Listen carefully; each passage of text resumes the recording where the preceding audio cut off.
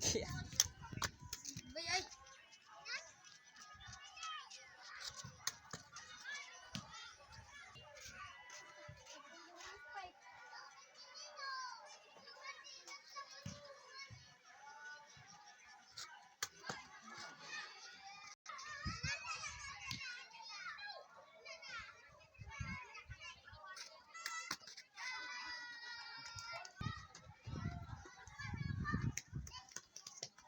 Okay mga kasipak, nakita po niyo ang rose spike ng isang batang grade 3.